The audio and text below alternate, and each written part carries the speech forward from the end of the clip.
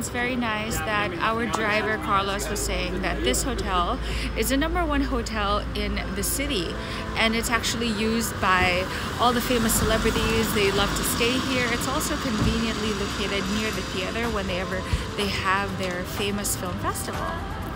Of course, we're posh. That's why we're here. Just. So that's my balcony right over there. Dude.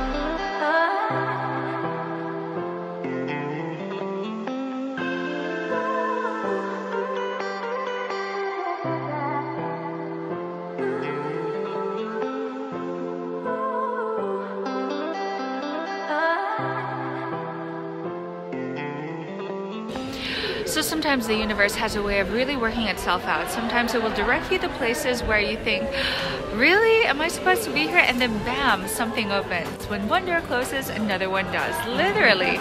So we are going to find a place to eat as we arrive in San Sebastian. And there's a place here called Bar Martinez, 1942. And on the door, it's actually in our, it was recommended to us by our concierge, and it's so nice because everything is closed and this one's open. It's Michelin Guide 2018. It's like Pintxos best restaurant something guide. And the food looks good. It's crowded. Must mean that it's either because there's nothing else or maybe the food's really good. And we got a table, so it's perfect. Great way to welcome us to San Sebastian.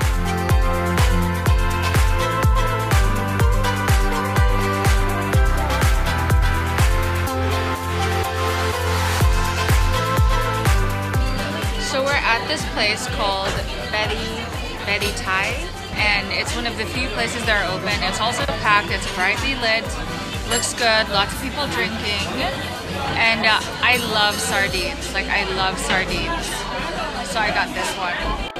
I don't want to get much because I'm getting full, and hopefully we get to try a little bit more, but we'll see how I'm feeling. But of course the meal must always come with rosé. Cheers!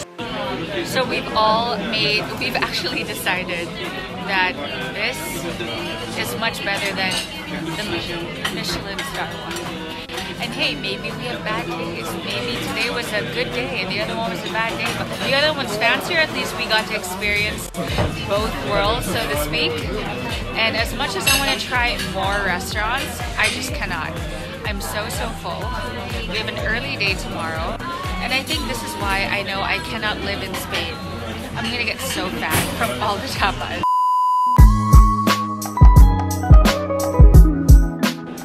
One of the things to do here in San Sebastian is to come to the birthplace of haute couture designer Cristobal Balenciaga. Now, even if you're not into fashion, you don't care for luxury or whatnot, it's kind of like in The Devil Wears Prada, you know, when you don't care for this stuff. Actually, there's much to learn about the history of fashion and why trends come and go, why certain colors, why certain styles. Like for example, I went to that exhibit of Pierre Cardin in Rhode Island a couple of years ago, and I learned that Pierre Cardin started the movement on RTW. And then there was also that time that I got to go to the Louis Vuitton exhibition in New York, and I learned that with all the lovely bags that we see, all the luggages, that they really trailblazed when it came to like traveling in style. Because Balenciaga was Spanish, it said that a lot of his influences come from Spanish culture. If you're in fashion, you would know that the pattern for this dress is quite complicated. Because how can you make that waistline so small and yet you don't really see like the bust point, or I don't know what the terms are, but what I learned is that Balenciaga was a master in cutting. Ongoing revolution, based on a mastery of 3 essential elements. Oh my goodness, guys, that was okay. So I had watched the film. It was like a 30-minute film, and it's really nice. You know, documentaries give so much light into a person, into a place, into anything, into a bag, into, I don't know, a cup of noodle. And I learned so much about Gustavo Balenciaga that now I want to own a piece of something from him because I have such a greater appreciation from him. Well, some of the things that I learned, like, there are so many things that Balenciaga had created in the fashion world. The sack dress, the baby doll dress, the veering away from all the corsets, something more comfortable. He was the one who tried to find a way where there's no pleats and just less seams. Balenciaga also created the peacock dress. Guys, I keep going, right? There's so many things I'm learning. So that, you know, that waterfall thing, that hemline where it's short in front and long to the back, because apparently when you walk it does this really nice sway, and that came from Balenciaga. So this is the neck that they were showing in the documentary, that for some way the neckline doesn't actually touch the neck itself, and supposedly is borrowed from a Japanese kimono. And this was a wedding dress, and one of the things Balenciaga was known for was he created the movement of minimalism, and you can see it right here.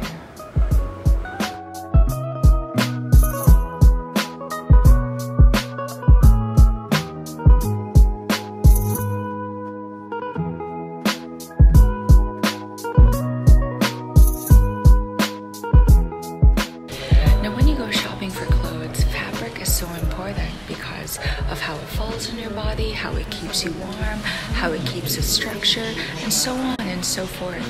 And Balenciaga, in order to create the perfect dresses, it wasn't just about the pattern, it wasn't just about the design, it was always about the fabric as well. In fact, he even developed certain types of fabric so that you can keep a voluminous shape without falling apart.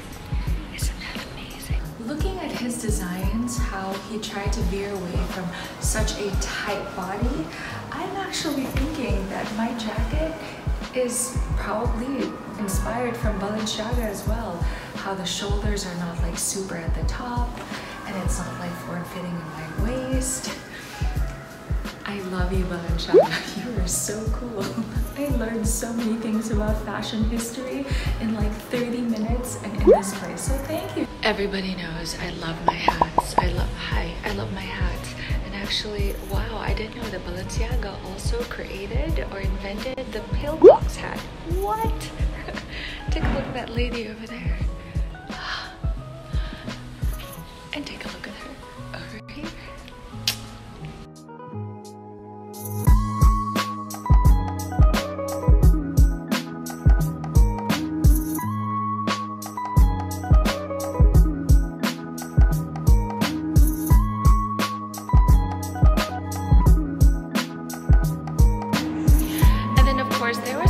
When I went to Montreal, and I love the exhibition, which I admit from one of my most favorite designers, Jean Paul Gaultier.